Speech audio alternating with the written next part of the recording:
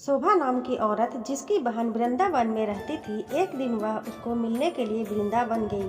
शोभा जो कि काफ़ी पैसे वाली औरत थी, लेकिन उसकी बहन कीर्ति जो कि वृंदावन में रहती थी अधिक पैसे वाली नहीं थी, लेकिन दिल की वह बहुत ही अच्छी थी, या फिर यह कह सकते हैं कि दिल की वह बहुत ही अमीर थी। उसका पति मिट्टी के घड़े बनाने का काम करता था। शोभा काफ़ी सालों बाद अपनी बहन को मिलकर बहुत खुश हुई, लेकिन उसमें थोड़ा सा अपने पैसे को लेकर घमंड भी था। वो कीर्ति के घर छोटी बात पर उसकी चीज़ों में कमी निकालने रहती थी, लेकिन कीर्ति उसको न कुछ कहकर बस यही कह देती थी कि जो बिहारी जी की इच्छा है, लेकिन शोभा प्रत्येक बात में उसकी नीचा दिखाने का प्रयास करती। कीर्ति ने अपनी ओर से अपनी बहन की आवभगत में कोई कमी ना छोड़ी। उसने अपनी बहन का पूरा ख्याल रखा। उसने उसको वृंदावन के सारे मंदिर के दर्शन करवाए और उनकी महिमा के बारे में बताया। शोभा यह दर्शन करके खुश तो हुई और उसने महिमा भी सुनी, लेकिन उसका इन चीज़ों में इतना ध्यान नहीं था। बस दर्शन करके वापस आ गई।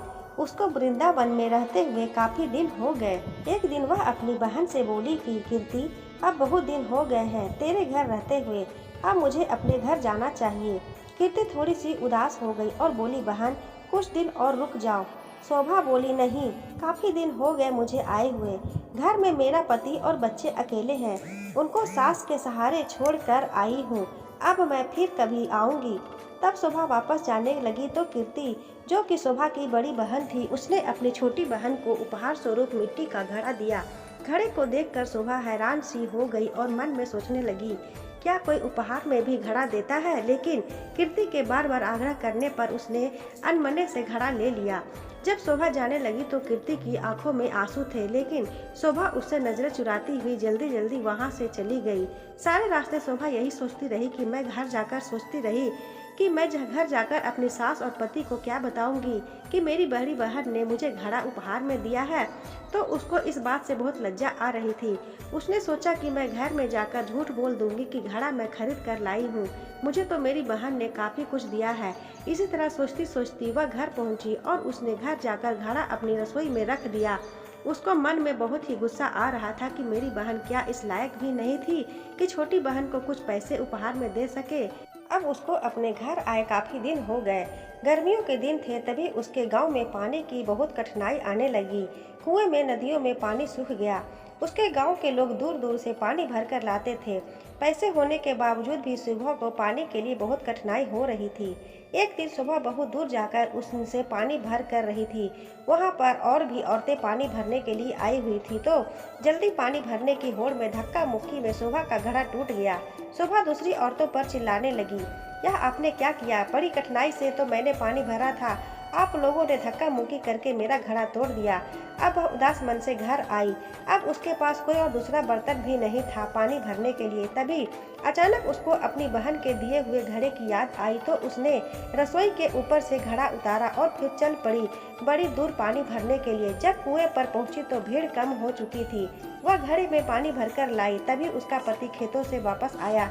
गर्मी अधिक होने के कारण वह गर्मी से बेहाल हो रहा था और आकर बोला, शोभा, क्या घर में पानी है? क्या एक गिलास पानी मिलेगा?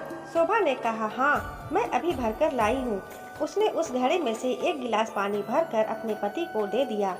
गले में से पानी उतरते ही उसका पति एकदम से उठ खड़ा हुआ और बोला, यह पानी तुम कहाँ से लाई हो? शोभा एकदम से डर गई कि शायद मुझसे कोई भूल हो गई है। उसने कहा, क्यों, क्या हुआ? उसके पति ने कहा, यह पानी नहीं, यह तो अमृत लग रहा है। इतना मीठा पानी तो आज तक मैंने नहीं पिया। यह तो कुएं का पानी लग ही नहीं रहा, यह तो लग रहा है किसी मंदिर का अमृत है। शोभा बोली, मैं तो कुएं से ही भरकर लाई हूँ, यह देखो घड़ा भरा हुआ। उसके पति ने कहा, यह घड़ा तुम कहाँ से लाई थी? उसने कहा, जब मैं वृंदावन से वापस आ रही थी तो मेरी बहन ने मुझे दिया था। यह सुनकर उसका पति चुप हो गया। अब शोभा का पति बोला कि मैं थोड़ी देर के लिए बाहर जा रहा हूँ, तब तक तुम भोजन तैयार करो। शोभा ने उसे घड़े के जल से चावल बनाए। घड़े के पानी से दाल चावल बनाने से उसकी सुगंध पूरे गांव में फैल गई। गांव के सब लोग सोचने लगे, उसको कहने लगे, यह दाल चावल नहीं, ऐसे लग रहा है कि हम लोग अमृत चख रहे हैं। शोभा के पति ने कहा कि तुमने आज दाल चावल कैसे बनाए? उसने कहा कि मैंने तो यह घड़े के जल से ही चावल दाल बनाए हैं। शोभा का पति बोला, तेरी बहन ने तो बहुत अच्छा उपहार दिया है। अगले दिन जब शोभा घड़ा भरने के लिए जाने लगी तो उसने देखा घड़ा तो पहले से ही भरा हुआ है। उसका जल वैसे का वैसा है जितना वो कल लाई थी। उसने उसमें से खाना भी बनाया था, जल भी पिया था, लेकिन घड़ा फिर भरा का भरा था। शोभा एकदम से सन्न हो गई, यह कैसे हो गया? तभी अचानक से उसी दिन उसकी बहन कीर्ति उसको मिलने के लिए उसके घर आई। तो शोभा अपनी बहन को देखकर बहुत खुश हुई, उससे गले मिली और उसको पानी पिलाया। शोभा ने अपनी बहन को कहा कि दीदी, यह जो तूने घड़ा दिया था यह तो बहुत ही चमत्कारी घड़ा है। मैंने तो तुझ समझ कर रसोई के ऊपर रख दिया था, लेकिन कल जब से इसमें जल भरा हुआ है तब से जल भरा हुआ है। इसका जल इतना मीठा है और इसके जल से मैंने दाल और चावल बनाए जो कि बिल्कुल अमृत के सामान बने थे। उसकी बहन बोली, अरे ओ मेरी भोली बहन, क्या तू नहीं जानती कि यह घड़ा वज्र की रज यानी वृंदावन की माटी से बना है, जिस पर साक्षात किशोरी जी और ठाकुर जी के नगे पांव चलते हैं। उसी रज से यह घड़ा बना हुआ है। यह घड़ा नहीं, साक्षात किशोरी जी के और ठाकुर जी के चरण तुम्हारे घर पड़े हैं। किशोरी जी और ठाकुर जी का ही स्वरूप तुम्हारे घर आया है।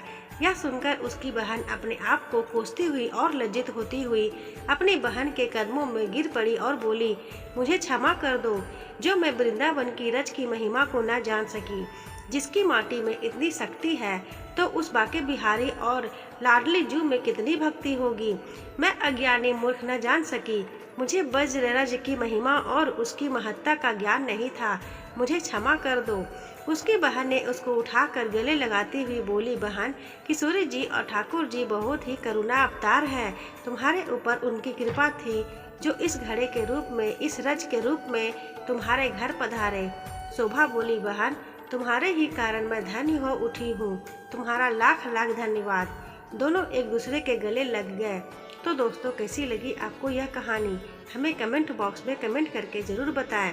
अगर आपको यह कहानी अच्छी लगी तो वीडियो को लाइक करें, शेयर करें और चैनल पर नए हैं तो चैनल को सब्सक्राइब करना ना भूलें। बेल आइकन को प्रेस करें ताकि जब भी मैं कोई वीडियो अपलोड करूं नोटिफिकेशन आपको मिल सके। धन्यवाद।